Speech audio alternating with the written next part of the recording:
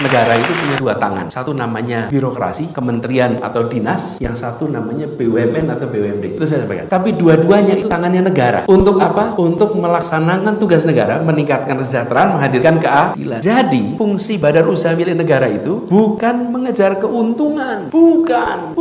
Karena kalau dia mengejar keuntungan, dia menjadi private entity saja. Dia adalah state entity. Dia mengerjakan hal-hal yang justru tidak menguntungkan. Karena itulah dikerjakan oleh negara. Karena sebagian dari peningkatan kesejahteraan dan menghadirkan keadilan dilakukan menggunakan mekanisme korporasi tapi not for profit. Ingat, mekanisme korporasi tapi bukan sekedar cari keuntungan. Bung Hatta berpandangan begitu. Karena itulah Bung Hatta membicara tentang badan usaha milik negara. Mekanismenya korporasi tapi tujuan utamanya bukan cari. Loh, lah kalau Pak, ini kalau cari untung negara, enak betul jadi negara punya perusahaan, Pak. Saya yang bikin regulasi, saya yang pelaku regulasi. Betul tidak? Lah iya, tangan kirinya bikin regulasi, tangan kanannya melaksanakan regulasi di pasar. Oh ya, badi terus, kira-kira orang Jawa bilang gitu. Ya pasti untung, Pak. Jadi when you are regulator, then you're not market player. If you're a market player, ya jangan jadi regulator. Kecuali, ada kecualinya. Kalau nggak ada kecualinya repot. Kecuali industri strategis yang memiliki national interest yang tinggi. Nah, di situ bisa. Ada. Misalnya, ada bidang science, technology, communication, misalnya itu. Yang itu strategis. Sampaikan pada para direksi BUMD di Jakarta bahwa tugas Anda itu adalah meningkatkan kesejahteraan dan menghasilkan keadilan sosial. Itu tugas Anda. Pakai mekanisme korporasi. Sementara birokrasi tugas yang sama, tapi mekanismenya mekanisme birokrasi. Ada yang tidak bisa dikerjakan pakai birokrasi, Pak. Tidak bisa. Saya beri contoh. Transportasi sistem di Jakarta. Kenapa kok tidak dikelola oleh Dinas Perhubungan, Pak? Itu Transjakarta tidak pakai Dinas Perhubungan. Pakainya PT